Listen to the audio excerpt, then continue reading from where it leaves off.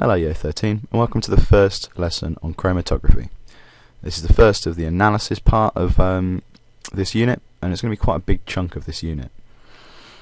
Things get a little bit mathsy here, so make sure you've got yourself a calculator and your logical brain on.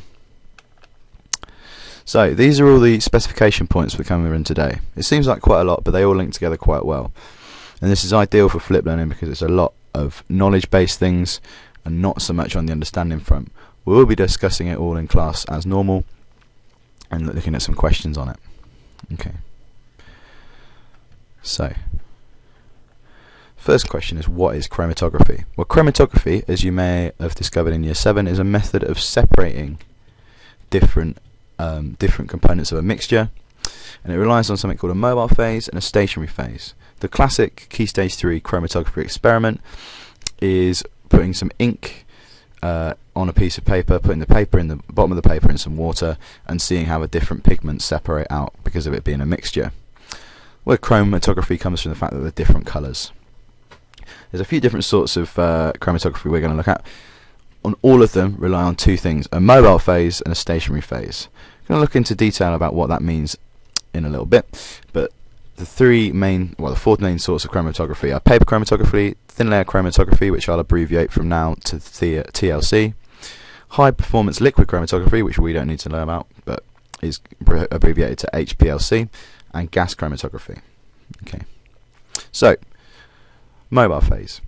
The mobile phase is what is moving through the stationary phase.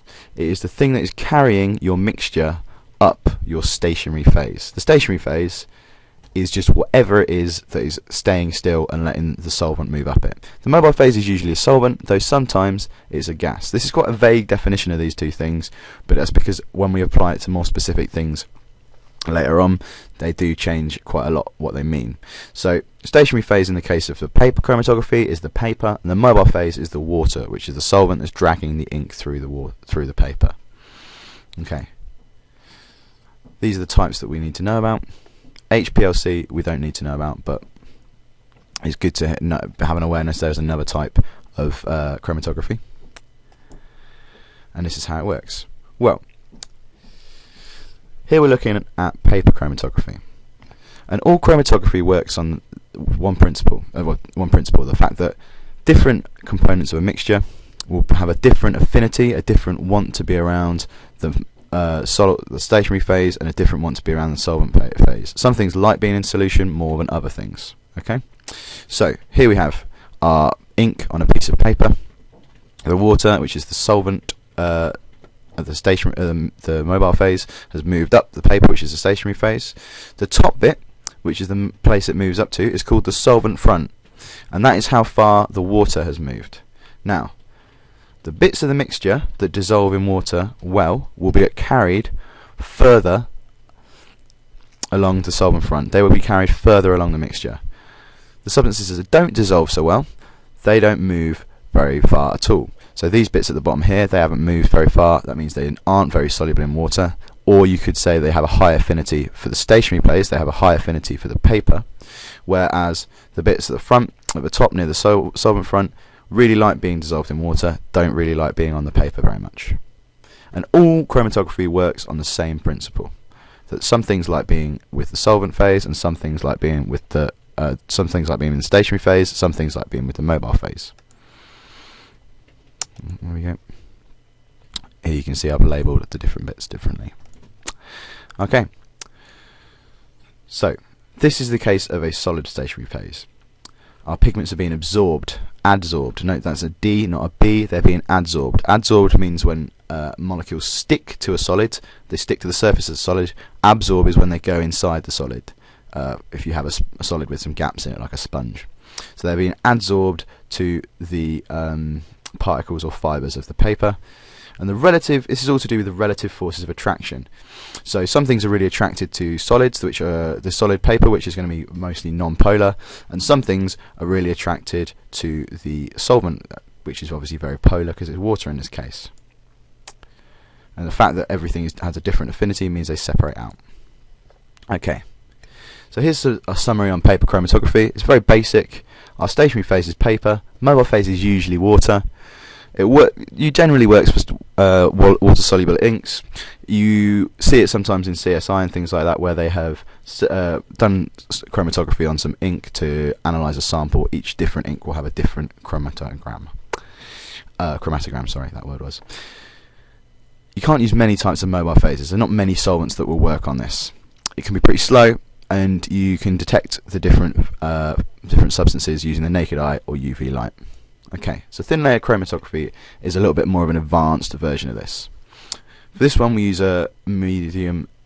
Our stationary phase is a medium of fine wet silica. That's basically sand, and it's usually spread over either aluminium, plastic, or glass. An organic solvent, not water, will carry the mixture up the plate. So this is what it will look like.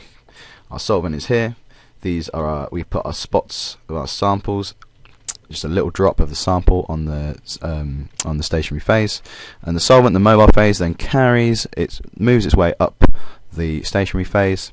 This up the top bit is the solvent front, and you can see the mixture is separated into 3 distinct components. This is good. This is a much better technique than paper chromatography, because it separates into distinct blobs. You can see distinct blobs of different compounds, and they all have a distinctive distance that they will travel. Stationary phase is usually silica or alumina based. Sorry, year 13. And you can do acidic, basic, or neutral compounds in it. The mobile phase can be solvents of different polarities, and it's great for monitoring the progress of a reaction. If you've got a reaction that you're going to check if it's finished, you need to see if you've still got a mixture of products and reactants, or if you've just got products, or if you've just got reactants for that matter. You can identify which components are in a mixture. You can determine the purity of something. If you only find one spot, that means it's a pure compound. And it's semi-quantitative. That means we can assign a sort of relative number to it. It's quicker than paper, and you have to use UV light or a chemical spray or iodine tank to detect it. UV light is the normal way of detecting it. Okay, so the thing that when I said it's semi-quantitative, by that I meant that there is such a thing as an RF value, and that is the retention factor, i.e. how well does the solvent retain the element of the mixture. And essentially that boils down to how far has the component you're looking at travelled relative to the solvent. So to work it out, it's a very simple ratio kind of task. You take the distance that your component has travelled, and you divide it by the distance the solvent has travelled. It's basically a fraction, and that is the retention factor. And each compound will have it will be specific to each plate, so it is only relevant for your plate with your solvent with your mixture.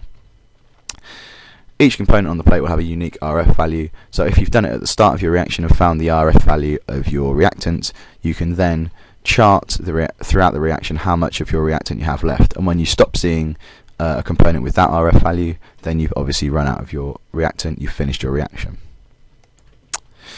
The final type of chromatography we're going to talk about is gas chromatography.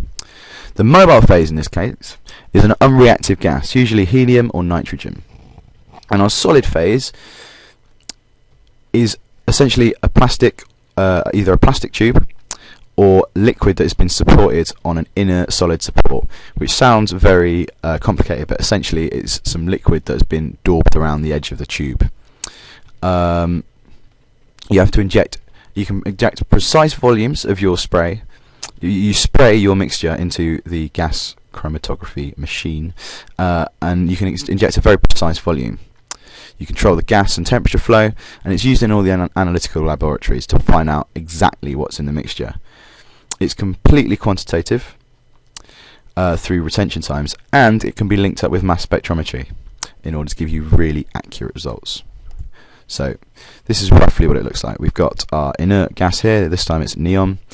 We have an injector that injects our mixture in, an oven which bakes it, so make sure it's a vapor, and then they go through this thin tube.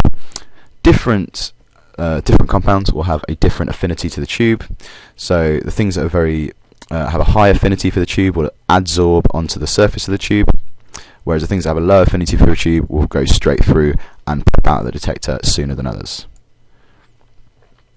in the detector we'll find a variety of peaks of different times relative to when we injected them, and those times are called the retention times. That's how long they've been, that our component has been retained by the tube.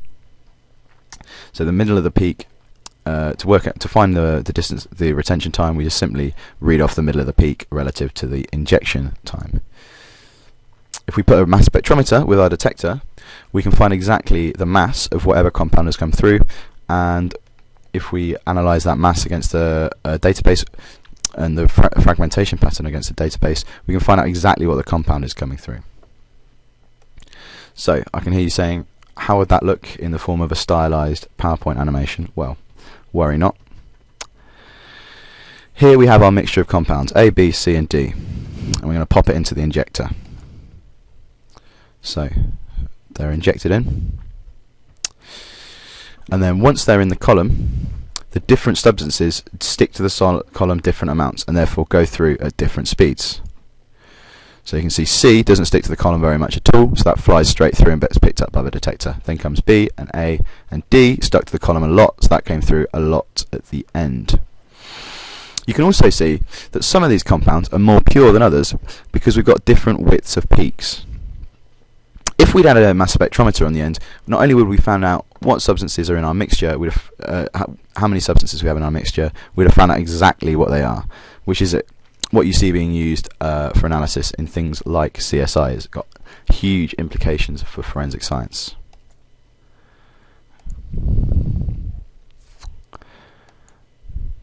So these were the chemicals that came through. So the final thing I thought I'd show you was what they look like. These are what the pictures of columns are. These are some pictures of columns. You can see they're quite a thin kind of capillary-like tube that allows us to have our solid support for a liquid, or just have a polymer on the inside that our different substances, our different compounds can stick to. This is what they generally look like if you had one in a lab, you had one on your desktop, which I always think is quite a lot smaller than I expected them to be. And here's another one. Okay, so thanks very much for listening, Year 13. I shall see you on Wednesday with notes fully done on this, so we can have a discussion about the uses of this and what sort of things you can be asked about in an exam, as well as looking at some demonstrations with paper and TLC. Thanks very much.